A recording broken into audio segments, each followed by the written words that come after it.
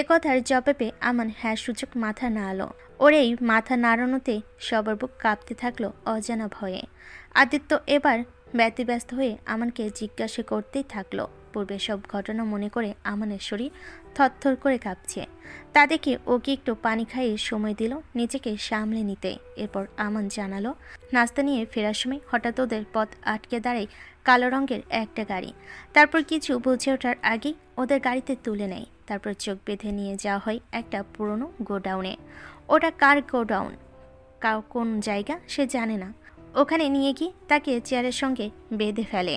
তারপর hockey stick দিয়ে মারতে থাকে অনবরত। ওর মুখ বাঁধার জন্য চিৎকার করতে পারছিল না সে। আর গাড়ি থেকে নেমে মেধাকে অন্য কোথাও নিয়ে যাওয়া হয়, কারণ মেধার সারা শব্দ সে আর পায়নি। আর মুখে রুমাল গুজে থাকায় কিছু বলতে পায়নি। পরে বেধড়ক মার খেয়ে সেন্সলেস হয়ে ঘন্টা দুয়েক পর সেন্স ফিলে দেখে মেঝেতে পড়ে আছে, হাত পা খোলা। তবে অন্ধকার রুম, এত অন্ধকার কিন্তু দেখা যাচ্ছিল। তখন দুধাপ পা ফেলে দুজনে সে পুনরায় ওকে বেঁধে ফেলে আর শাসিয়ে বলে ওদের স্যার আসবে এখনই। যদি চিমটি পরিমাণও বেয়াদবি করে ওকে জানে মেরে দিবে। ঠিক তখনই মেধার চিৎকার শুনতে পাই। সে তার নাম ধরে ডাকছিল। তার সাড়া না পেয়ে আদিত্য বাঁচাও বলতেই কেউ তাকে সজোরে থাপ্পড় মেরে বসে। এত জোরে মারে যে সেই শব্দটা শুনতে পাই আমান। মেধা কেঁদে উঠলে তখন কেউ একজন বলে, আদিত্যের পার্ট ঝুঁকে গেছে বেইব। এখন থেকে এই উদয়ের খেলা শুরু। তাই কথায় কথায় আদিত্য আদিত্য না করে শুধু আমার নাম জপ করবে। ওকে বেইব? এইটুকু বলতেই সীমা বেগম আঁতকে উঠলেন। বড় মামাও নামটা শুনেই দাঁড়িয়ে গেলেন। আদিত্যর বাবাও মনে হলো ভীষণভাবে চমকে গেছেন। তখন সীমা বেগম আতঙ্ক ভরা কণ্ঠে জিজ্ঞাসা করলেন, কি কি কি নাম বললি? উদয়। ওই সাইকোটা বেঁচে আছে? এই কথা শুনে আমানের সঙ্গে আদিত্যর ভুরু কুঁচকে ফেল, কারণ এই নামের কাউকে চেনে না তারা। তবে কে এই উদয়, কি বা তার উদ্দেশ্য? তখন আদিত্য বাকিটুকু বলাই আমান পুনরায় বলতে লাগলো। তারপর মেধাকে টানতে টানতে আমানের সামনে দাঁড় করাই উদয়।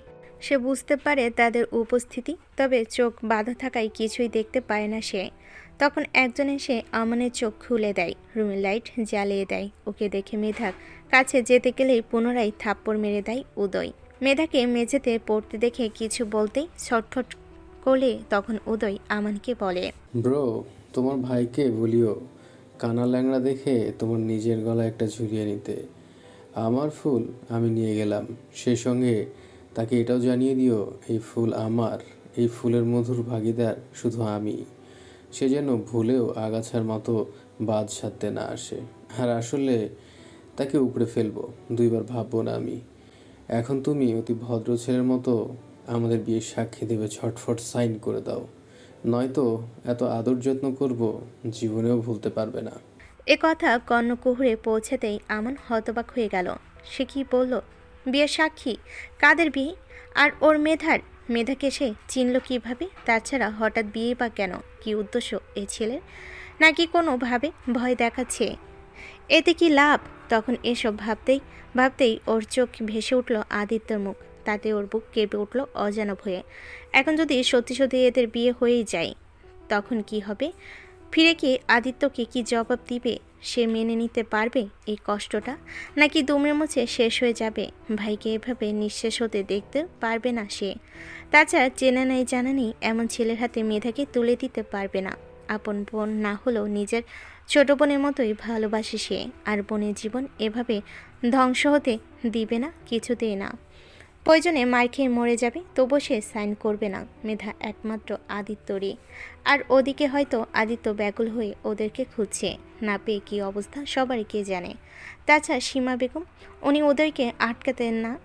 তবে ওনাকে কিভাবে সামলাবে? ওনার আদরে মেয়েটা অন্যের ঘরে চলে যাবে, বাসাও শূন্য হয়ে যাবে। সীমা বেগম মানতে পারবে তো? মনে মনে এসব ভেবে আমান জোরে জোরে ওর মাথা ঝাঁকালো। না, সে এসব ভাবতে পারছে না। মুক্তির পথ খুঁজে বের করতে হবে তাকে, নয়তো সব এলোমেলো হয়ে যাবে। এদিকে তার ভাই আর অন্যদিকে মা। এদিকে দুজনের মুখে হাসি ফোটাতে তাকে কিছু একটা করতে হবে। আমান যখন মনে মনে এসব ভাবতে ব্যস্ত, তখন তার কানে এসে লাগলো সজোরে আরেক থাপ্পড়ের শব্দ। ওদের পুনরায় মেধাকে মেরেছে। আমান ওর রাগ সামলাতে না পেরে ছটফট করে ব্যর্থ হলো। তারপর ক্ষিপ্ত নজরে তাকিয়ে ওদরের দিকে মেধাকে কাঁদতে দেখে ওদয় মেধাকে পুনরায় থাপ্পড় মেরেছে। কানের কাছে এভাবে ফ্যাস করে কান্না তার পছন্দ নয়। প্রচণ্ড বিরক্ত লাগে। থাপ্পড় মেরেও সে বিরক্ত নিয়ে মেধার দিকে তাকিয়ে আছে। ভাবকানা এমন যেন তৃতীয় থাপ্পড় দিলে দিলে বলে। মেধা গালে হাত দিয়ে এবার নিঃশব্দে কাঁদছে। তখন উদয় বলে, আর এক ফোঁটা অশ্রুও যদি গড়িয়েছে তোমার ভাইয়ের শরীর থেকে, আমি তার দ্বিগুণ রক্তর ফোঁটা ঝরাবো। কথায় নয়, এবার কাজে দেখাবো। কি করেছি আমি? এমন কেন করছেন আমার সঙ্গে? যা বাবা, আমি আবার কি করলাম?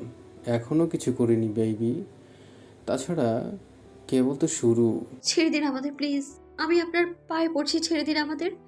আমার হাত, পা, ঠোঁট, মুখ যা ইচ্ছে ধরো, তাও ছাড়বো না সোনা পাখি।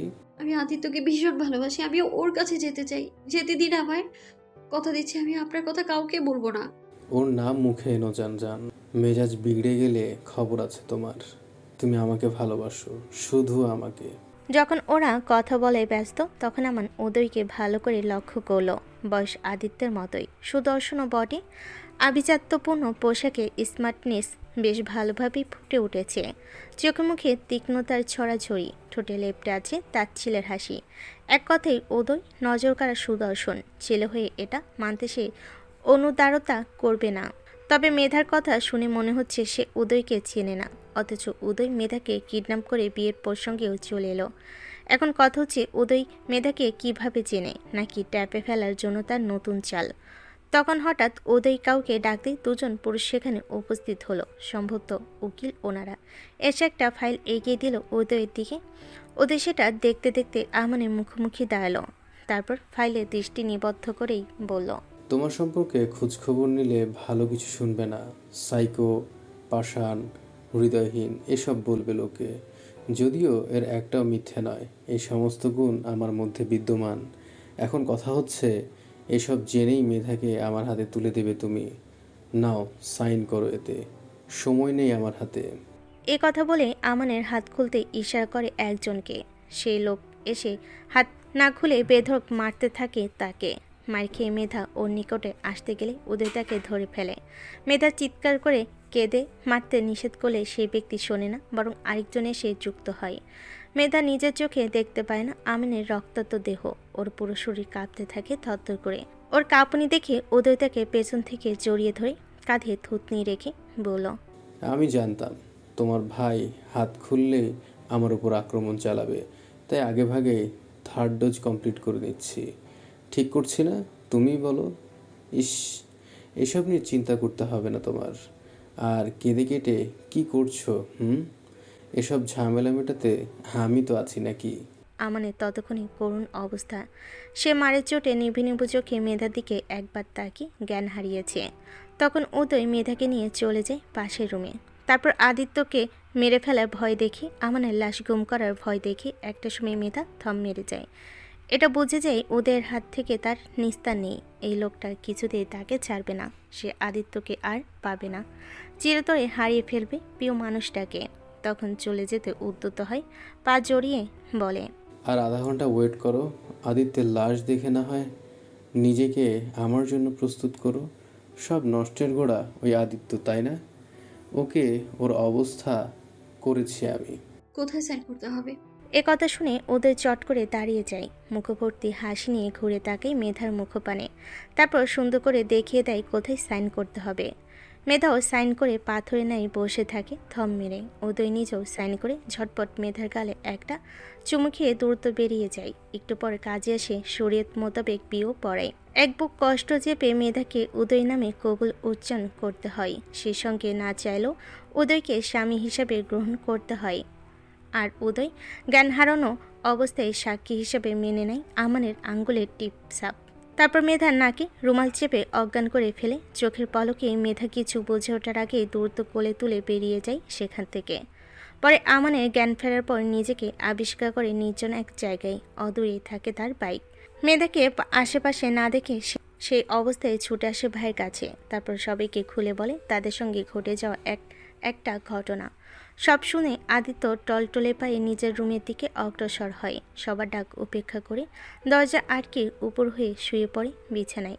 তার চোখের কোনা বেয়ে গড়াতে থাকে হৃদয় ভাঙ্গার জল। বুকে শুরু হয় অসহ্য দহন, যে দহনে ঝলসাতে থাকে ওর বুকের বাপাস। ইস, এত কষ্ট কেন?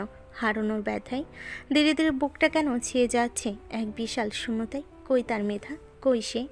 আর কি আসবে না ওর কাছে? দেখাও কি আর পাবে না? সবার দৃষ্টি এড়িয়ে চঞ্চল পায়ে এসে জড়িয়ে ধরে বলবে না, দেখি দেখি সারাদিনের এনার্জিটুকু নিয়ে নিই। দুষ্টামি করে তাকে সরিয়ে দিলে রাগে নাক ফুলে পুনরায় জড়িয়ে ধরে বুকে মাথা রেখে বলবে না, এই যে মিস্টার শুনুন, এই বুকটা শুধু আমার জন্যেই তৈরি। এখান থেকে আমি প্রতিনিয়ত শান্তি লুফে নিব। কেউ যেন কখনো এই স্থানটা পাওয়া পাওয়া তো দূরে থাক, স্পর্শও করতে না পারে। এখানে শুধুমাত্র আমি আছি আর আমিই থাকবো, বুঝলেন? মেধা যখন চোখ খুলে তাকায় তখন দুপুর। জানালার পর্দা মেলে দেওয়ায় আবহাওয়াটা বোঝা যাচ্ছে না। এসি চলছে, এজন্য শীত লাগছে বোধহয়। সে আশেপাশে দৃষ্টি ঘোরাতে নজর পড়ে উদয়ের ফটোফ্রেমের দিকে। তার মনে পড়ে যায় ঘটে যাওয়া অনাকাঙ্ক্ষিত ঘটনা। হারানোর কষ্টে ভারী হয়ে থাকে বক্ষপাশ, চোখ ফেটে গড়িয়ে পড়ে অশ্রু, বুকে শুরু হয় নিষ্ঠুর তোলপাড়। অতি প্রিয় মানুষটার মুখটা ভেসে ওঠে চোখের পাতায়, সেই সঙ্গে মুখটা থেকে বেরিয়ে আসে একটা অতি প্রিয় শব্দ, আদিত্য। তখন সুসজ্জিত রুমের দরজা ঠেলে কেউ প্রবেশ করে। শব্দ শুনে তাকিয়ে দেখে উদয়। ওর পরনে কালো টি শার্টের সঙ্গে কালো ট্রাউজার, কানে ইয়ারফোন গুজে রাখা, হাতে আদা খাওয়া আপেল, মুখে মিটিমিটি হাসি। উদয় জানালার পর্দা সরিয়ে মেধাকে বলল, আমার রাজ্যে তোমাকে সুস্বাগতম মাই লাভ। এই কথাটা বলতে বলতেই উদয় এগিয়ে মেধাকে একটানে দাঁড় করে জানালার পাশে চলে গেল। তাই গ্লাস ভেদ করে দৃষ্টি গেল বাইরের দিকে, মেঘলা আকাশ। তখন উদয় থাই গ্লাস সরাতে চোখ পড়ল অনেক বড় বড় বিল্ডিং। দেশের আকাশে বাতাসে কেমন অচেনা টান অনুভব করল মেধা। অদ্ভুত ঠেকল তার কাছে, মস্তিষ্কে খেলে গেল কিছু প্রশ্ন। তখন তার চঞ্চল দৃষ্টি দেখে উদয় জাপটে ধরল বাহু ডোরে, অতপর হাতের বাঁধন শক্ত করে ফিসফিস করে বলল, আমরা আছি তোমার আদিত্যর ধরাছোঁয়ার বাইরে, এই সেই সুদূর আমেরিকা। আদিত্যের ভয়ে এখানে এসেছেন বুঝি? আদিত্যকে ভয়? তাও আবার আমি? জোসটা কিন্তু দারুণ। ওর হাসি মেধার সহ্য হলো না। আচমকা উদরে কলার ধরে ঝাঁকাতে ঝাঁকাতে বলল, কেন করলেন এমন? কি অপরাধ আমার? কোন অপরাধে আমায় এত বড় শাস্তি দিলেন? বলুন, বলুন, বলছি বলুন। বেশ করেছি। এ কথা শুনে মেধার রাগ তুঙ্গে। সে আর চিন্তাভাবনা না করে থাপ্পড় দিতে হাত তুলতেই উদয় তা ধরে ফেলল। মুখের ভাবভঙ্গি মুহূর্তেই পাল্টে গেছে তার, মুখে ফুটে উঠছে চাপা ক্রোধ। হঠাৎ সে মেধার হাত পেছনে মুছে ধরে বাগালে ওষ্ঠ ছুঁয়ে বলল, জান, তুমি এত দুঃসাহস দেখাবে, আমি আমার আদরের মাত্রা তত বাড়াবো, বাকিটা তোমার ইচ্ছা। আপনাকে আমি ঘৃণা করি, ছাড়ুন আমায়। আপনার স্পর্শে আমার শরীর গলিয়ে যাচ্ছে, বমি পাচ্ছে আমার। মজার ব্যাপার কি জানো, নিষিদ্ধ কাজে আমি আকৃষ্ট হই বেশি। কেউ কিছু বারণ করলে আমি সেটা না করা অবধি শান্তি পাই না। সরি বউ, তোমার এই কথা আমি রাখতে পারলাম না। আমান, আমান, এই আমান, দরজা খোল। হঠাৎ রুমে দরজায় করাঘাত পড়াতে আমানের ঘুম ভেঙে যায়। বার দুয়েক স্পষ্টভাবে হু হু করে পুনরায় ঘুমে তলিয়ে যায় সে।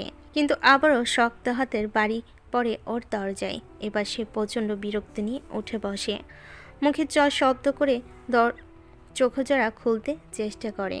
ঘুমে দু চোখ বুজে আসছে। দরজাটা খুলে দেখাটা তার জন্য দায়ী হয়ে পড়েছে। অসহ্য ব্যথায় শান্তি পাচ্ছিল না একদণ্ড। শরীর যেন অবশ হয়ে যাচ্ছিল, নড়চড়ে বসতে পারছিল না ঠিকমতো। এজন্য ব্যথার সঙ্গে ঘুমের ওষুধ খেয়েছিল, আর ওষুধের প্রভাবে এখন ঘুমে চোখ খুলে তাকাতে পারছে না, মাথাটাও ধরেছে। মোটেও ইচ্ছে করছে না কে ডাকছে, কেন ডাকছে, উঠে গিয়ে তা দেখতে। তখন উক্ত ডাক পুনরায় তার কানে পৌঁছালো। দুমদুম করাঘাতে চলছে তখনও। আর না বসে থাকাটা ঠিক হবে না, একথা ভেবে উঠে দরজা খুলতে মায়ের মুখ দেখে হাসল। অতপর কিছু বলার আগে সীমা বেগম বলেন, আদিত্য এক্ষুনি তোমাকে ডাকছে, ওর রুমে যাও। কেন? জানি না, শুধু বললো কথা আছে তোমাকে ডেকে দিতে। একটু পরে যাই আম্মু, শরীরটা ভীষণ খারাপ আমার। জরুরি না হলে আদিত্য নিশ্চয়ই তোমাকে ডাকতো না। কি বলে শুনে এসো, এমনিতেই ওর মন মেজাজ ভালো নেই। মেধার কোনো খোঁজ দিয়েছে পুলিশ? না, তবে শীঘ্রই দিবে ইনশাল্লাহ। ভাইয়া কিছু খেয়েছ?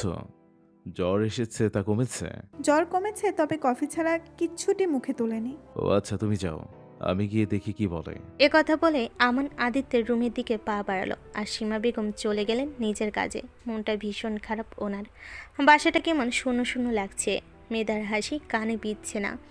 চঞ্চল পায়ে এসে হাত ধরে টেনে বাগানে সদ্য ফোটা গোলাপ ফুল দেখাচ্ছে না, না খাওয়ার বাহানা দিচ্ছে না, চুলে বিলি কেটে দেওয়ার জন্য পেছন পেছন ঘুরছে না, হুট করে এসে হাউ করে চমকে দিয়ে খিলখিল করে হাসছে না। আদিত্যের বাবার পাকা চুল তুলে দিয়ে টাকার হিসাব নিয়েও ঝগড়া করছে না।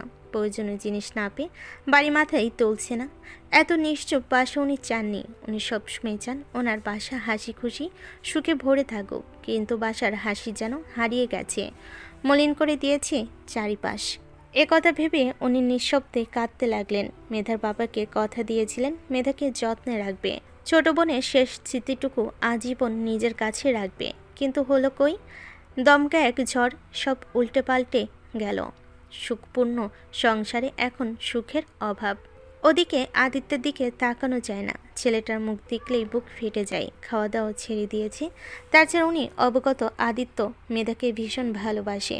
মুখ চোরা স্বভাবের আদিত্য নিগুড় ভালোবাসার প্রকাশ করতেই পারে না ঠিকমতো। তবে তার ভালোবাসায় খাত নেই, আর না আছে সাধ্যের নির্মুখ। ছেলেটা শুধু অতি গোপনে ভালোবাসতে জানে, আগলে রাখতে জানে, মেধার কষ্টে নিজেকে পোড়াতে জানে। উনি আর ভাবতে পারছেন না। চোখ জোড়া ঝাপসে উঠছে ওনার।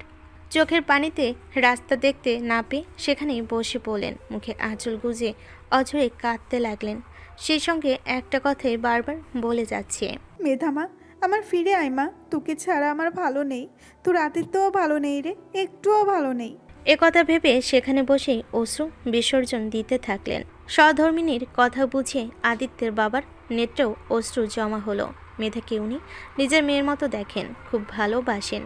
এখন অবধি উনি সীমা বেগমকে বলেনি একটা রাজকন্যার ভীষণ সজ্ঞনার, যে রাজকন্যা নেচে গিয়ে পুরো বাসা দাপিয়ে বেড়াবে, কত কি আবদার করবে ওনার কাছে।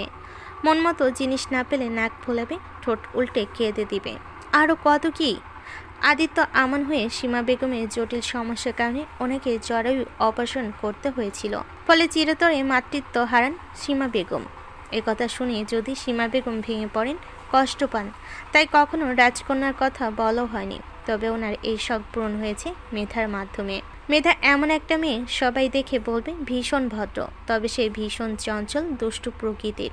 আর ওর চঞ্চলতাই সবাইকে বাধ্য করে ভালোবাসতে। মেধা নিখোঁজ হওয়ার পর থেকে উনিও একদণ্ড বসে নেই, যথাসাধ্য চেষ্টা চালিয়ে যাচ্ছেন খোঁজ নেওয়ার।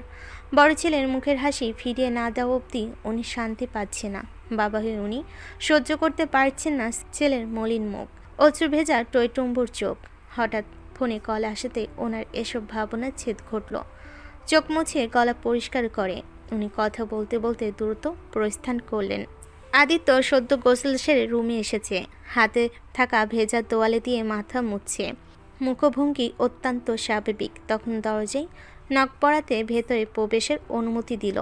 সে অবগত আমান এসেছে। তখন আমান খুঁড়িয়ে হেঁটে রুমে প্রবেশ করলো। আদিত্য তাকে বসতে বলে নিজে গিয়ে কফি করে আনলো। ততক্ষণে আমান বসে গেম খেলায় মনোযোগী হলো। একটু পরে ওঠা কফির মগ নিয়ে আদিত্য ফিরে এলো। একটা মগ আদিত্য নিজে নিয়ে অন্যটা এগিয়ে দিল আমানের হাতে। তারপর আমানের মুখোমুখি বসে কফিতে চুমুক দিল। Black coffee. ওদের দেখে আমানও সিপ নিয়ে মুখ কুঁচকে চুপ করে বসে রইল, কারণ ব্ল্যাক কফি তার ভীষণ অপছন্দ। কিন্তু আদিত্য স্বাভাবিকভাবে পান করতে থাকলো, কারণ সে সর্বদা ব্ল্যাক কফি পান করে। আমার মগটা সেন্টার টেবিলে রেখে ভাইয়ের মুখের দিকে তাকিয়ে আছে। বোঝার চেষ্টা করছে আদিত্যের মতিগতি, কিন্তু কিছুই বুঝল না। এছাড়া কেন জানি সাহসও পাচ্ছে না কিছু জিজ্ঞাসা করতে। এভাবে বেশ কিছুক্ষণ অতিবাহিত হওয়ার পর আমার কিছু বলার আগেই আদিত্য বলল, এখন একটা কাজ করতে বলবো, করবি? বলো। একটা কারণে তোকে আমি দুটো অপশন দিব, আর এই দুটোর মধ্যে তুই একটা অপশন বেছে নেবে। কি কারণ ভাইয়া? অপশনগুলো বলি, তাহলে বুঝে যাবে। আচ্ছা বলো। প্রথম অপশন, এখন তোর সামনে আমি বিষ খাবো, সেটা তুই বসে বসে দেখবি, না কাউকে রাখতে পারবি আর না আমাকে বাধা দিতে পারবি। আর দ্বিতীয় অপশন, মেধার খোঁজ দিবি। এ কথা শুনে আমান হতবাক হয়ে তাকিয়ে রইল। মানে কি, এটা কোনো কথা? এর একটাও সে এখন করতে পারবে না। তার হতভম্ব মুখ দেখে আদিত্য হাসলো। তারপর বলল, বল কোন অপশনটা নিবি? একটাও না। কেন, আর অপশন লাগবে? হুম। ওকে, তাহলে গুনে গুনে 10 মিনিট সময় দিলাম তোকে। এই 10 মিনিটের মধ্যে আমাকে যা মিথ্যে বলেছিস সবটা সুন্দর করে সত্য দিয়ে উপস্থাপন করবি, নয়তো কি হবে এই 10 মিনিট পরে তা তুই বুঝবি। কি বলছো ভাইয়া? কেন মিথ্যা বলছো? আর আমি তোমাকে মিথ্যা কেন বলবো? আমার অবস্থা দেখে তোমার বিশ্বাস হচ্ছে না? তাছাড়া এমন পরিস্থিতি কেউ মজা করে? সত্যি বলছি, আমি তোমাকে মিথ্যে বলিনি। আদিত্য আর একটু শব্দ করল না। ইশারায় ঘড়ি দেখিয়ে কফিতে চুমুক দিল। মাথার উপর দ্রুত গতিতে চলা সিলিং ফ্যানের বাতাসও আমান ঘামছে। সে মিথ্যা বলেনি। একথা বলে যেতে উদ্যত হতেই হাতে টান পড়ল। আদিত্য চট করে দরজা আটকে হকি স্টিক হাতে তুলে নিল। আমান এবার চোখ দুটো কোটর থেকে বেরিয়ে আসার উপক্রম। সে দুপা পিছিয়ে বারবার বলতে লাগলো, সত্যি বলছি, আমি কিছু জানি না। সত্যি কিছু জানি না আমি। সত্যি জানিস না? তাহলে তোর মুখ বাঁধে শরীরের আর কোথাও আঘাতের চিহ্ন নেই কেন?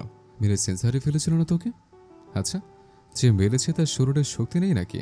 নাকি তুই বিখ্যাত জাদুকর যে জাদুর বলে আঘাতের চিহ্ন রাতারাতি মুছে ফেলেছিস? এমন কিছু? যা, এটা না হয় বাদ দিলাম। তোর নিখোঁজ থাকাকালীন তোর ফোনটা আমাদের পূর্বের বাসার লোকেশন কেন? তাও 8 ঘন্টা। মেধাকে আটকে তোকে নিশ্চয়ই বাসায় বিশ্রাম করতে পাঠিয়েছিল না? নাকি তুই অদৃশ্য হয়ে সেখান থেকে ঘুরে এসেছিলে?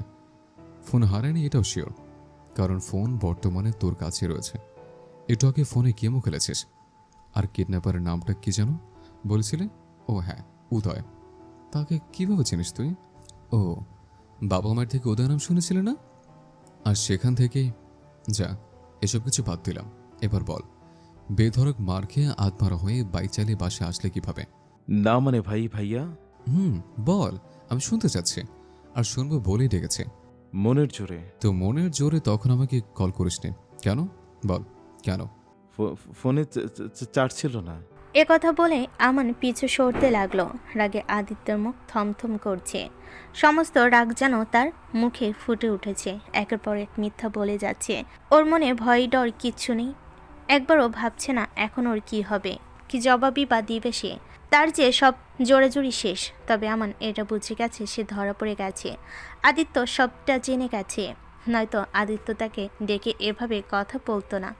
এসব ভেবে আমান দুপা পেছনে পিছিয়ে যেতে একটা ফুলদানি পড়ে গেল। ফুলদানি গাছ ছড়িয়ে গেল চারিদিকে।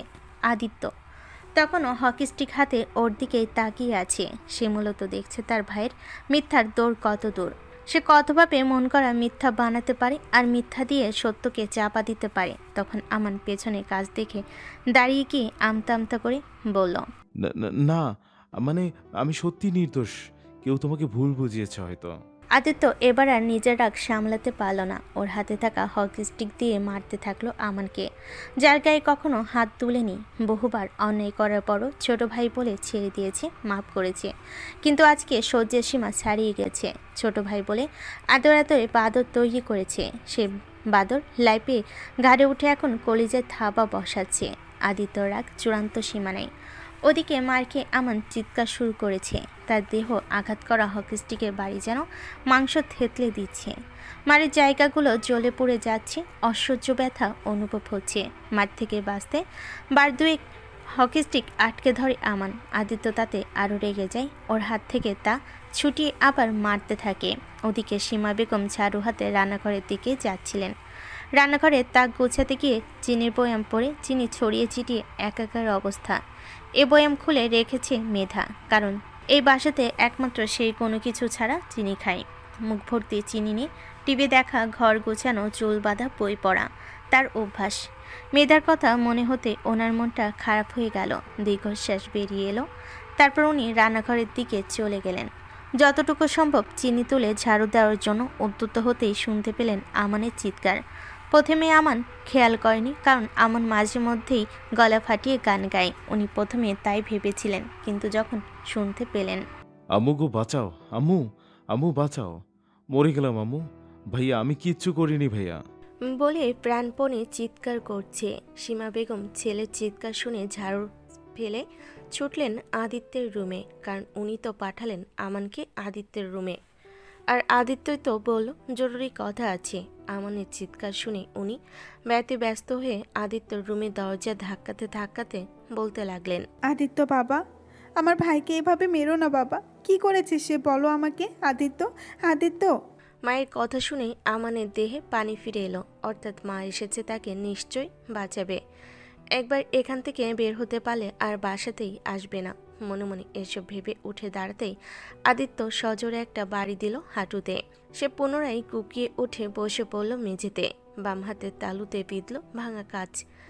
গলগল করে রক্ত ঝরতে থাকলো তালু বেয়ে। তখনও সীমা বেগম দরজা ধাক্কিয়ে যাচ্ছে। তখন আমান কেঁদে চিৎকার করে বলতে লাগলো, ভাই আমাকে মেরে ফেললো আম্মু, বাঁচাও আমাকে, আমি কিচ্ছু করিনি, আমি এই ব্যাপারে কিছু জানি না, তুমি বোঝাও ভাইয়াকে, ভাইয়া শুধু শুধু আমাকে ভুল বুঝছে। আমানের এই কথা শুনে সীমা বেগম আদিত্যকে বললেন, বাপ আমার, শোনো আমার, দরজাটা খোল বাবা। আমান কি করেছে বল আমাকে, সব শুনে আমি নিজে শাস্তি দেবো ওকে। তাও এইভাবে মারিস না বাবা, ও মরে যাবে। আদিত্য ওনার কথা শুনল না। মায়ের কান্না কানে পৌঁছালো, অটল হয়ে দাঁড়িয়ে রইল, ওর তীক্ষ্ণ দৃষ্টি নিবদ্ধ আমানের দিকেই। এদিকে সীমা বেগম কিছুই বুঝতে পারছে না। কিছুক্ষণ আগেও তো সব কিছু ঠিক ছিল, হঠাৎ কি হলো? আমানের চিৎকার শুনে মনে হচ্ছে আদিত্য খুব মারছে, তাও দরজা বন্ধ করে। তার মনে সে আবার কিছু ঘটিয়েছে, নয়তো আদিত্য হঠাৎ রেগে যাওয়ার ছেলে নয়। তাহলে কি মেধার নিখোঁজের পেছনে আমানের হাত আছে? সে কোনো কারণে মেধাকে কিডন্যাপ করিয়েছে? এ কথা ভাবতেই ওনার বুক কেঁপে উঠল। উনি হতবাক হয়ে দরজার দিকে তাকিয়ে রইলেন।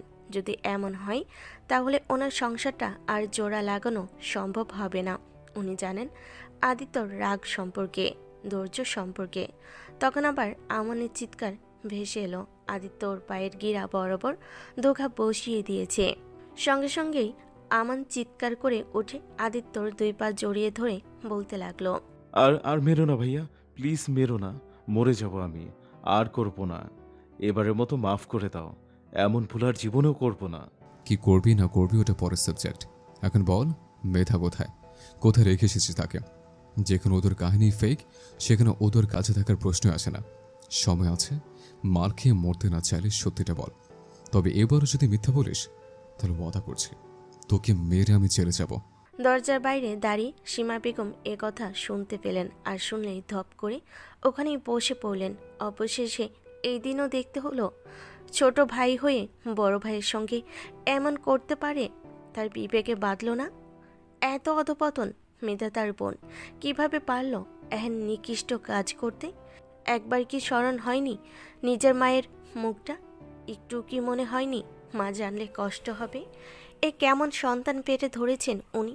ছোট থেকে এই অবধি কত জ্বালায়নি। প্রতিনিয়ত আমান ওনাদের কষ্ট দেয়, আঘাত করে, কাঁদায়। উনি ভেবেছিলেন আমান বদলে গেছে, নিজের ভুল বুঝতে পেরেছে, কিন্তু না, এই ছেলে শুধরানোর নয়। এই কথা ভেবে উনি উঠে দাঁড়িয়ে আঁচলে মুখ মুছতে মুছতে প্রস্থান করলেন। ওদিকে এত মার খেয়েও আমানের মুখ খুলছে না। সে মার খাচ্ছে, গলা ফাটিয়ে চেঁচিয়ে থেমে যাচ্ছে। ওর জেদ সত্যিটা সে বলবে না, কারণ বললেও বিপদ, আর না বললেও। আদিত্যের আর ধৈর্যই কুলালো না। সে সত্যি বলতে এতক্ষণ ওর বুক কাঁপছিল ছোট ভাইয়ের চিৎকার শুনে, ব্যথা পেতে দেখে। হাতটাও থরথর করে কাঁপছিল যে। হাতে ভাইকে আদর যত্ন করে বড় করেছে, সেই হাতে আঘাত করতে। কিন্তু আমান এসবের যোগ্যই না।